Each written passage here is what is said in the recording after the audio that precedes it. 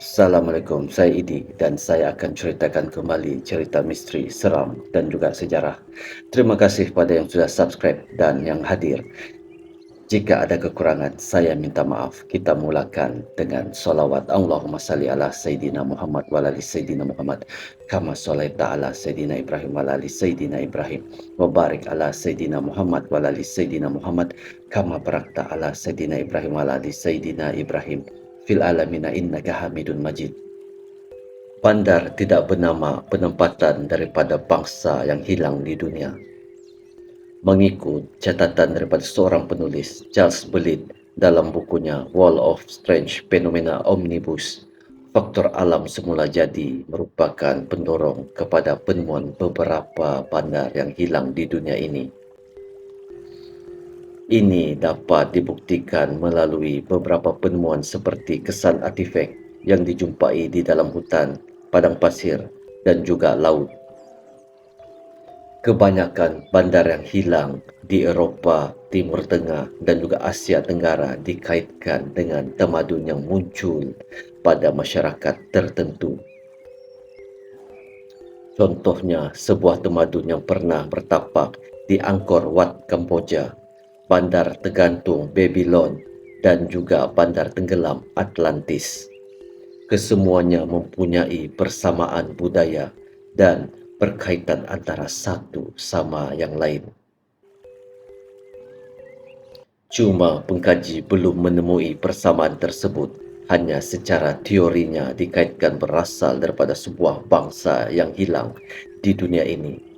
Bagaimanapun, sebuah tamadun awal seperti Mohenjo-daro dan juga Harappa di Pakistan pula, ia tidak direkodkan sebagai sebuah bandar purba kerana bandar ini terus menjadi tumpuan masyarakat sehingga ke era zaman moden.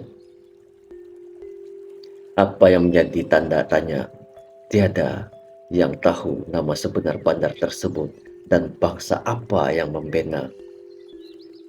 Rekod yang ditemui pula ditulis dalam berbentuk tulisan hieroglif, tulisan lambang. Ia tidak banyak membantu pengkaji untuk merungkai asal-usul bandar-bandar ini. Hal yang sama turut berlaku pada sesetengah bandar prasejarah di benua Amerika, seperti bandar kaum Aztec. Lokasi yang terletak di kawasan pergunungan menyebabkan ia hilang dalam lipatan sejarah dan tidak diketahui apakah namanya. Malah, penjajah Spanyol yang menemui kawasan ini juga tidak tahu bangsa apa yang pernah mendiami kerana sewaktu ditemui, bandar ini kosong. Penjajah ini hanya diberitahu penduduk tempatan bahawa bandar itu dibina oleh Tuhan. Kemudian ia terus menjadi misteri. Lagi kisah menarik mengenai bandar yang tidak mempunyai nama wujud di satu kawasan dalam hutan Amazon. Mengikut cerita mitos daripada penduduk tempatan, bandar tersebut dikatakan memiliki banyak harta karun. Ia dikenali sebagai bandar emas oleh masyarakat ini kerana suasana bandar ini mewah dan berwarna keemasan.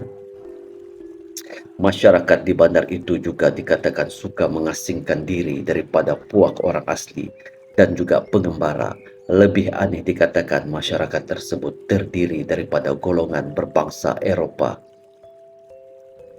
Penghuni di bandar ini digambarkan memiliki budaya yang maju dan memiliki peralatan canggih serta mempunyai teknologi seperti lampu.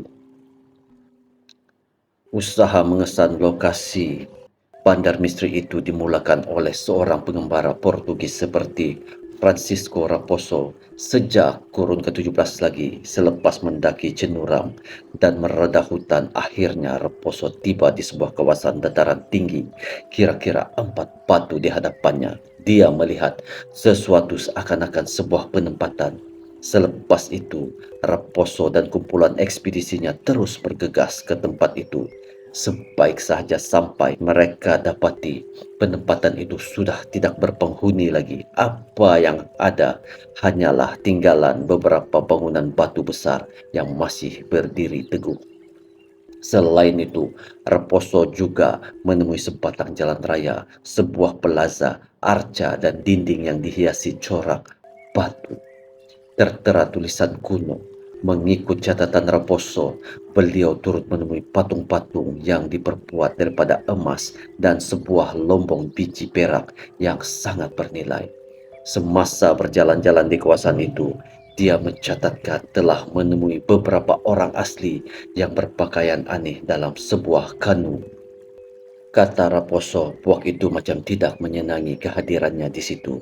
Bagaimanapun, cerita ekspedisi Raposo berakhir di situ saja, dan tiada siapa yang tahu apa yang terjadi kepadanya. Apa yang ditemui oleh pengembara selepas Raposo adalah buku catatannya saja. Sejak itu, ramai ahli ekspedisi lain cuba mengesan tempat yang ditemui Raposo. Malang sekali, semuanya tidak berjaya dan hampir 100 orang dilaporkan hilang dalam hutan tersebut semasa melakukan pengembaraan ini. Seorang kolonel tentera British, Percy Fawcett, juga meneruskan usaha mencari bandar yang hilang tersebut. Pada tahun 1906 sehingga 1925, Fawcett telah mengkumpul berbagai maklumat dan juga bukti mengenai bandar itu. Hasilnya, dia berjaya menjumpai semula lokasi yang ditemui Raposo. Lokasi tersebut berhampiran sungai Singyu dalam hutan Amazon. Sejak itu, ramai ahli ekspedisi lain cuba mengesan tempat yang dijumpai Raposo. Malang sekali, semuanya tidak berjaya dan hampir 100 orang dilaporkan hilang di dalam hutan tersebut semasa melakukan pengembaraan. Bagaimanapun, kajian mengenai bandar misteri itu terhenti pada tahun 1925. Ini kerana semasa melakukan pencarian itu, Fawcett dilaporkan hilang di dalam hutan itu.